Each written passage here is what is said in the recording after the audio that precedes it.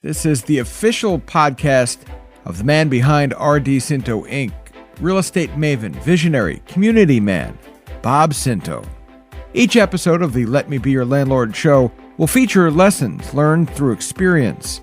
I'm John Iannuzzi, and Park City Productions is proud to present this podcast on all major streaming platforms. Before he became a leader in Connecticut corporate real estate with close to 4.5 million square feet, 50-plus buildings, and an occupancy rate of nearly 98%, which is well above national averages, the Scinto story started with a family-run plumbing business. What takes place over the course of the next 6 decades is what we will focus on here on this program. I guess first off, welcome to episode 2. Thank you. You're officially podcasting. Okay.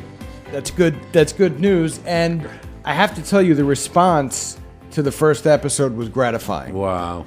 And when you get an idea to do something like this, and you agree to do something like this, you never know how it's going to turn out. What the reaction will be, right?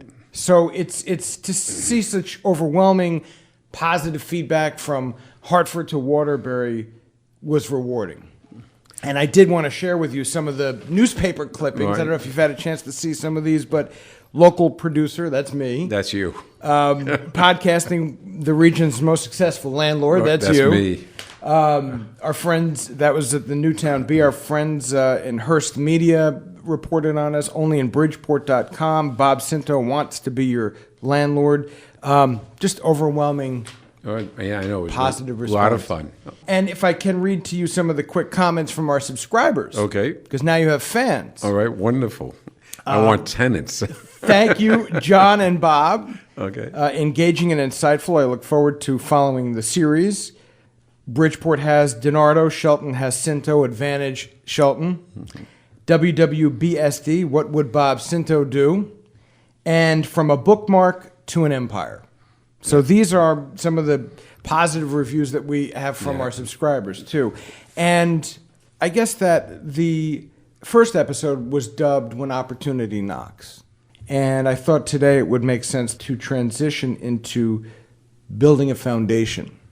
Okay? And once you began to apply the knowledge from those early days that we talked about last episode, I wonder, how soon after did you start to feel momentum build? Was it months or years? To begin with, your number one asset that you have in your life is your time. How much time do you have here, and what do you do spending it? Okay, so I'm very conscious of that whenever someone asks me to speak or anything like that, because I really try to make it meaningful, because it's their time. And if they're making an investment to hear what I've got to say, I really try very hard to communicate something that's worthy. Okay, that's to begin with. I like to tell people that I built a whole business based on, my plumbing career.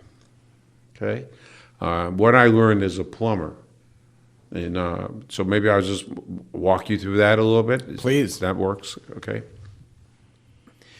I believe in 3 things. I built my business on 3 things: service, imagination, and compassion. Okay, and this I'll talk about the service. The service seed, or the understanding of service, really took place on Steuben Street in Bridgeport, Connecticut. I was a plumber, and I was about maybe 1971, 72 time period.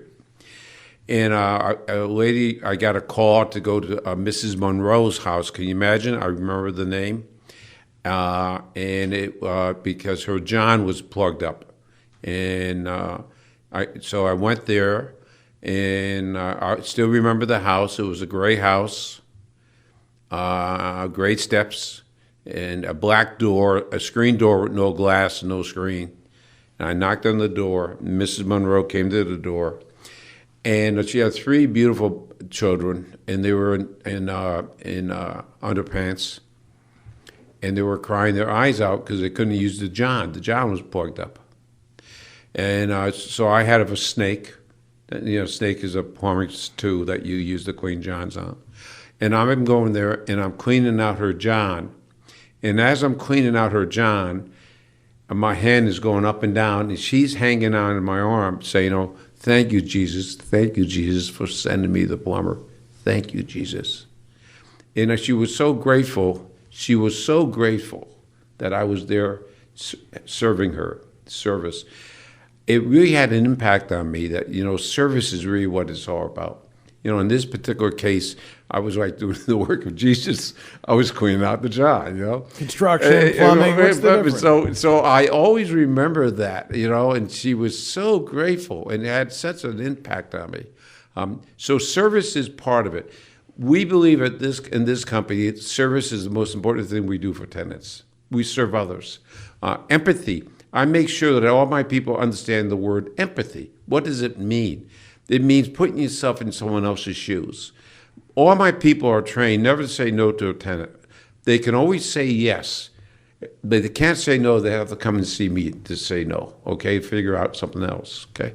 And I always tell my people, always try to argue their position so you understand how they really think, okay? Because the service people in my company are the most important people in the company because they have the contact with the tenant every day. I got 410 tenants, so it's hard for me to see them. So I'm very focused on that, the service part of it. Second part of it is, my development was imagination. Okay, and that happened when, again, in Bridgeport. I don't remember the street, but it was on the east side of Bridgeport. It was October day. A lady called me, no heat, and I went down and she had an old boiler. And John, at one time, what people used to do, there used to be a coal boiler, coal. And all they did was stuck a oil burner into that part where throw the coal, and they turned it into an oil burner. Okay, right.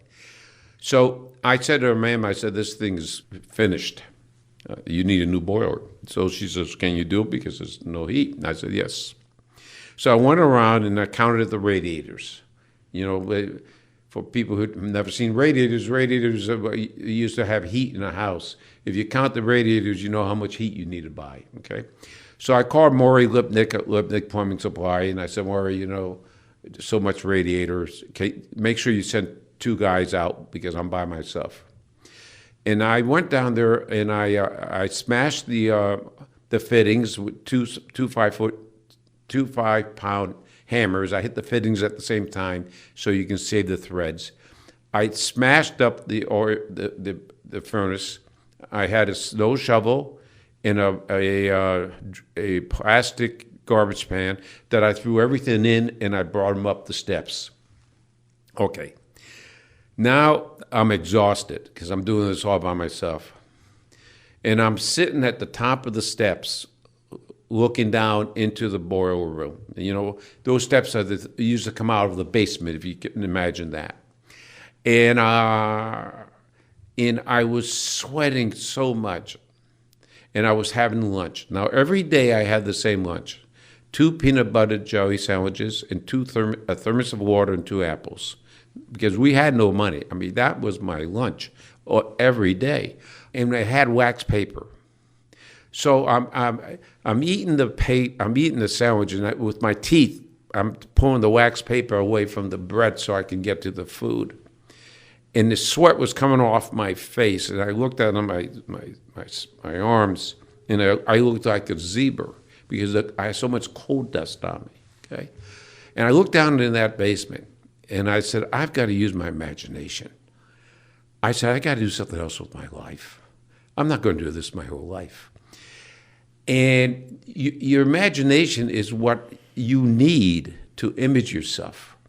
In other words, you can you image yourself as a better husband, you become a better husband. As a better father, you become a better father. Image yourself as a better person. And you can use your own imagination. St. Thomas Aquinas says, see what you are, become what you see. He was referring to Christ. He said, you see Christ, become Christ-like. Do things for other people, okay? Don't put yourself in front of everybody. So that imagination was very important because it helped me imagine myself as a real estate developer. At that moment? Yeah, no, not at that moment, but it helps you image yourself what you want to be, and it gives you a direction, so that's very important. The last thing is compassion for others. Now, I argue you can develop a compassion. Okay, some people will tell you you either have it or you don't have it. Okay. Now, I told you last time I couldn't read. So there was a book called The Family of Man. It's 565 pictures of all people around the world. And I bought that book, and I was fascinated by it. And I bought a single reflex camera, about 1965, 66. Okay. And I had the camera in my truck. And I developed a great love for the black family and the black neighborhood, okay? And I began to take pictures of neighbors, of mothers.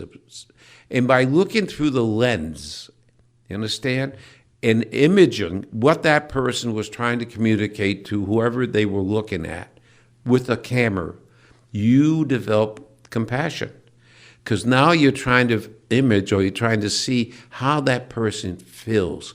You're trying to get a picture that has emotions and love, people anxious or whatever they may be. And I worked very hard at that. I took so many pictures of so many, 99% of them were black kids and black mothers and fathers. When I was in 65, in that period of time, the neighborhoods were really very safe. There was never a problem. I remember one time Father Panic Village. You may or may not know where that is.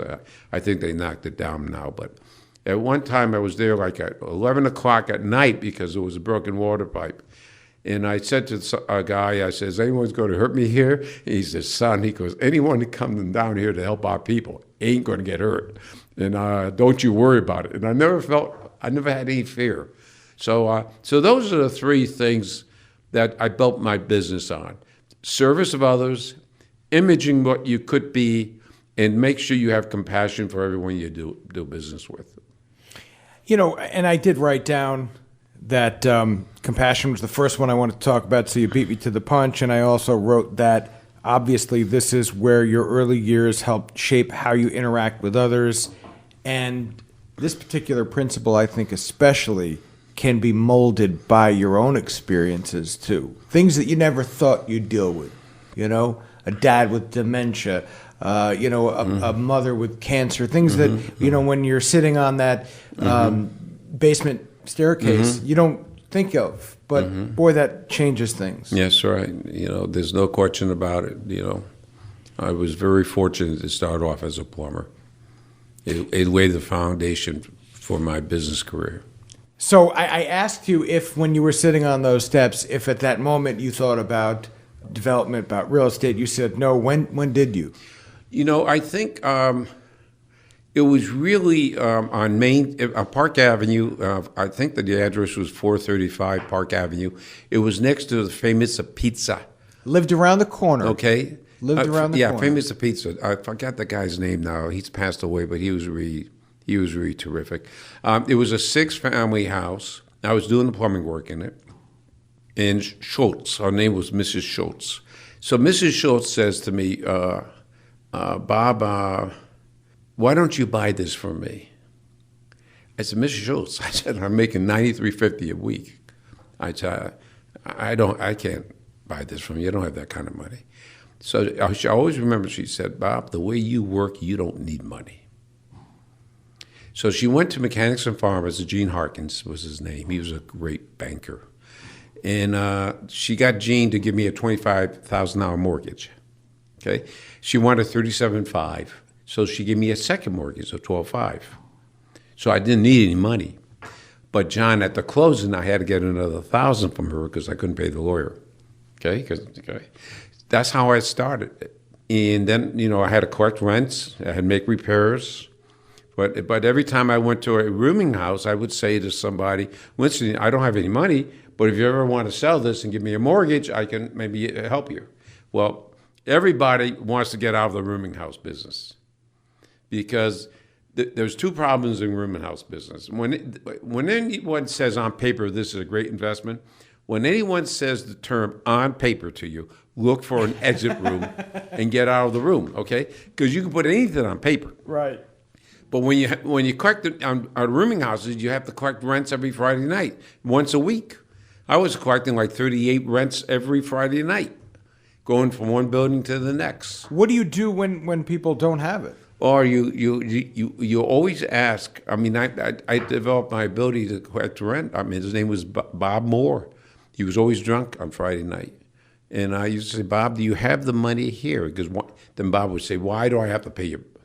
I said, well, I take the money, I bring it to the bank, and I bring it to Mrs. Schatz. I don't keep anything, you know.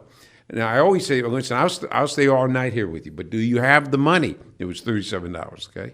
I was 27 or 23 or what? No, I was 26 at this time.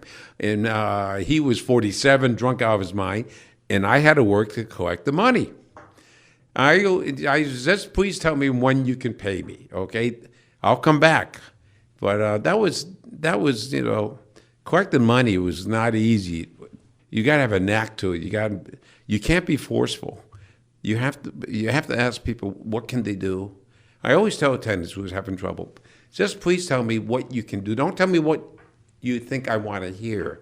Please tell me what you want. You know you can do. And then just do what you tell me, because if you don't, you have to get out of the space, right? Because, I have to rent to somebody else.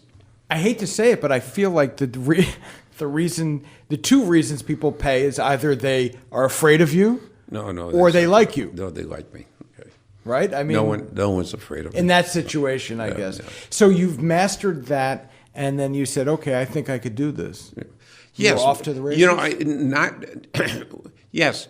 Once I bought my first building, I set a goal. Every 6 months, I wanted to buy another building. All right? So that was my first goal. And then, of course, you buy your next building 3 months. Then you want to buy a building every 3 months. So, you keep adjusting your goal. I'm very glad that you just said that, because my next question to you is, can you grow too quickly? Yeah, of course you can grow too quickly. I tell people growth, real estate growth is the same principle as a cancer cell. It will grow until it kills you, okay? What you need to do is stay within your envelope. I think we talked last week about how important it is to make sure that you didn't get outside your abilities. And you got to make sure what you're doing you can handle. Everyone makes mistakes in this business.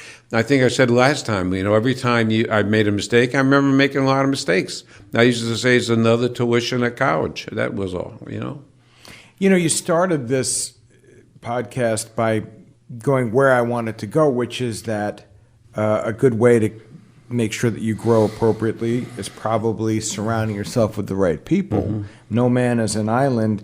Can we talk about building a winning team? The first part of a winning team is really your wife, your marriage. Okay? Home.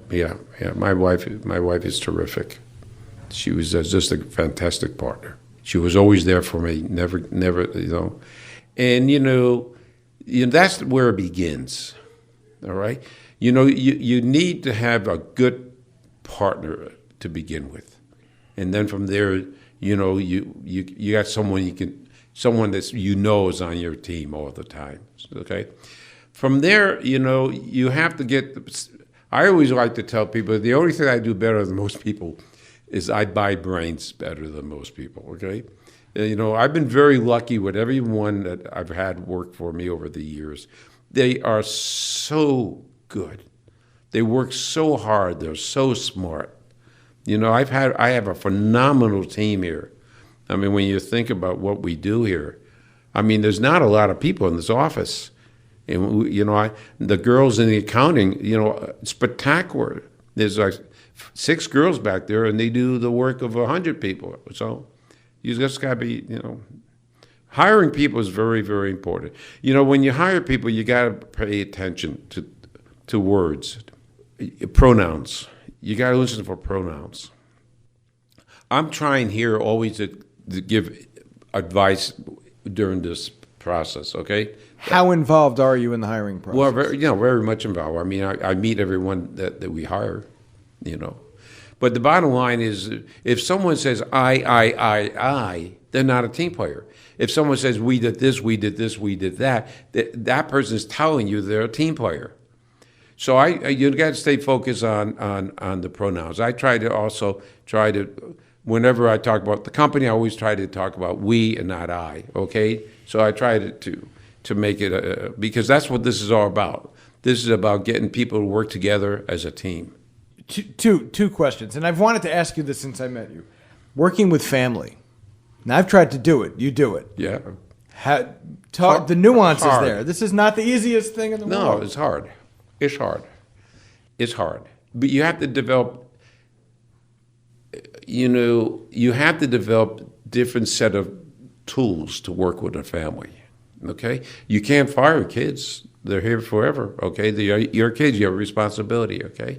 You just have to adjust your ways a little bit, I'll give you an example.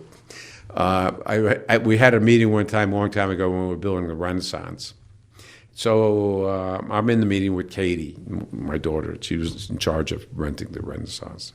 And I said, listen, I want everyone to be able to use the swimming pool on the top of the Renaissance. Okay, we have a pool, because I'm a Democrat with a little D.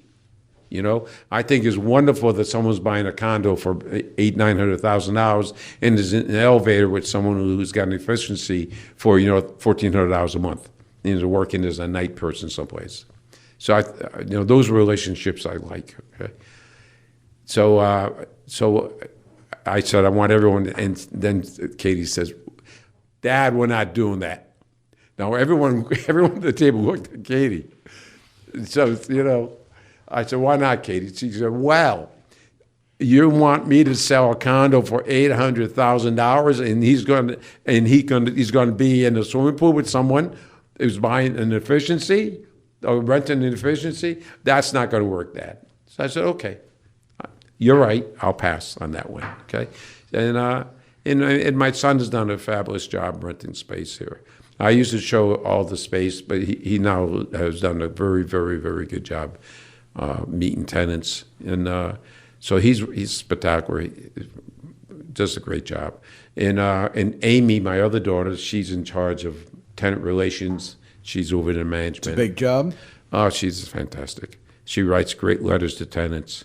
We have a little problem with her and me because she doesn't want any dogs. And tenants bringing dogs to work. I love dogs. I mean, I love going into an office and dogs there. The first thing I do, I get on my knees, I play with the dog, Mm-hmm. Just yesterday, I went into a newspaper office, and there was a golden retriever. Yeah, I was so pleased to meet him. Yeah, no question about it. So, but she has other problems with dogs, so we deal with them. And then, of course, Dana, I need to mention Dana. Dana does our events. She schedules the Labor Day party, the Christmas party. We do a lot of events. You're famous for your parties. Oh, yeah. Yeah, our Labor Day party, last year we had 7,800 people at the party. Wow. So that's a lot of people. And then my carnival that I have for the kids, we had over 16,000. And we know that number because we hand out wristbands. And I tell you what happened. I took my grandchildren to an event on Park Avenue, St. Margaret's Shrine.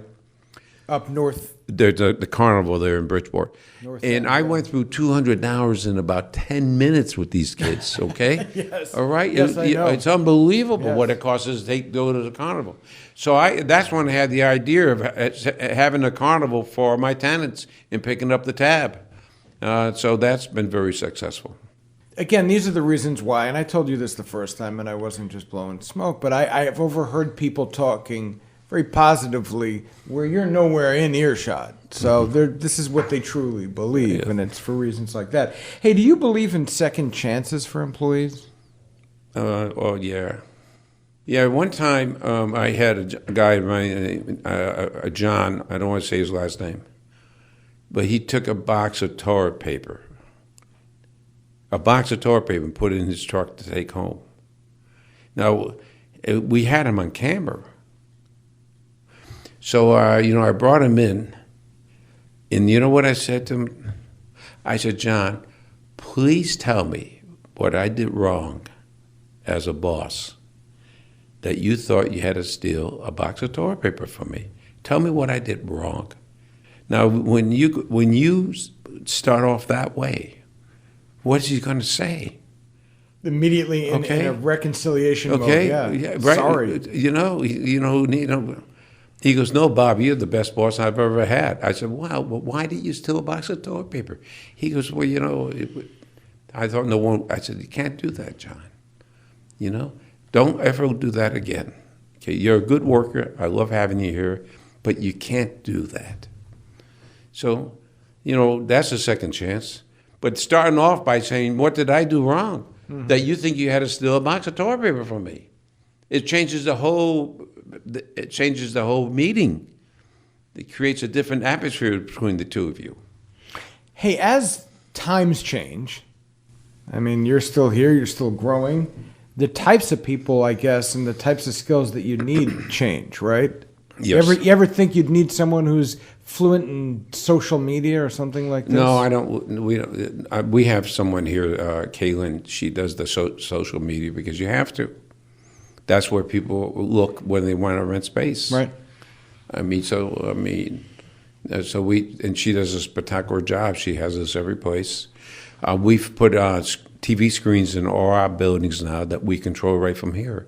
So, John, if you work in Corporate 4 and it's your birthday, we put up a sign. If you see John, wish him a happy birthday. All right. So if you've got an important person coming, we say, please recognize Mr. X today. He's coming into the office. So we're working hard on that tenant. Remember something. My tenant's success is my success. If I can grow my tenants, I can grow my business. Most of my growth is internal growth, where people are taking more space. And the great thing about being with us, you never have to worry about growing. I mean, you go someplace else, and you rent for 5 years, and you need more space. You still have 3 years left on the lease. With me, I rip up the lease, I give you a new 5 years someplace. So that's one of the great advantages of being with us. That welcome board thing, by the way, is a big deal. Yeah, I know that. And when I was, the first radio station that I was at, right outside of the Bronx, New York, the owner of the station was a guy named Bill O'Shaughnessy. Mm-hmm. And he used to make us, it was my job to fill out the welcome board for everyone that was coming. And that particular day, Cardinal Egan was coming. And I wrote the Cardinal's name big, and I left off a guy who was, if I'm not mistaken, a dry cleaner. He worked at Solo Clean Dry Cleaner. And O'Shaughnessy pulled me aside and he said, what are you doing? Everybody's name goes on That's that, right. Everybody, whether it's the Cardinal or the dry cleaner. That's right. So that personal touch, it goes back to that. Yeah, absolutely. I call everyone, I send all my tenants a very nice birthday present. I personalize it.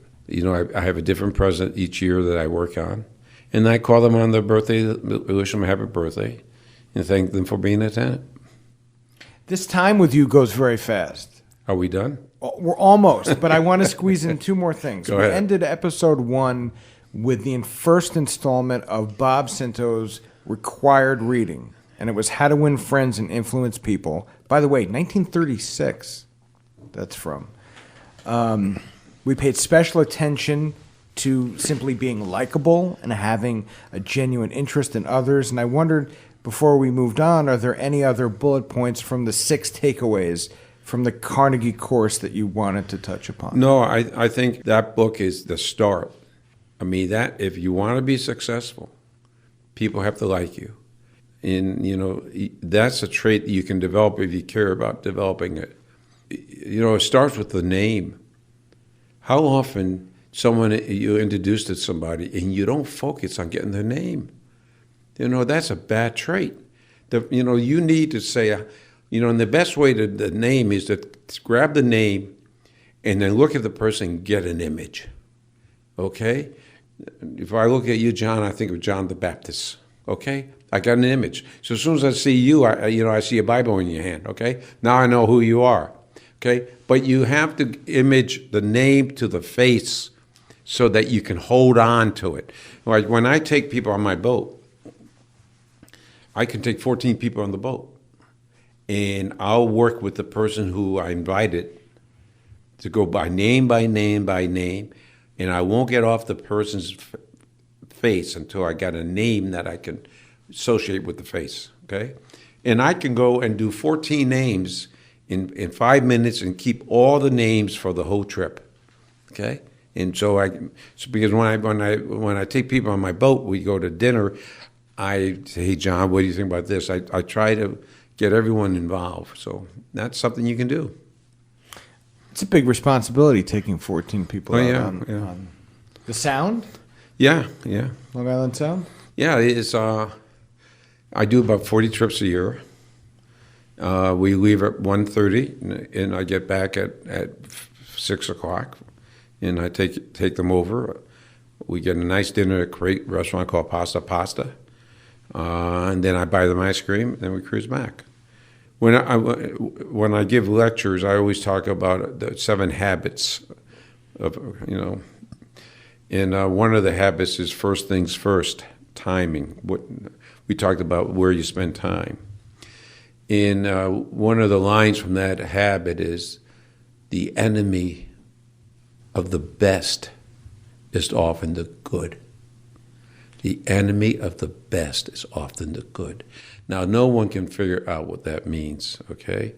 But what it means is, it is so good for my business to take all these people out, because it shows them that I want them to know about the boat. I serve people. I learn about their businesses. I see who's coming up in the company. And it's so good for my business, okay?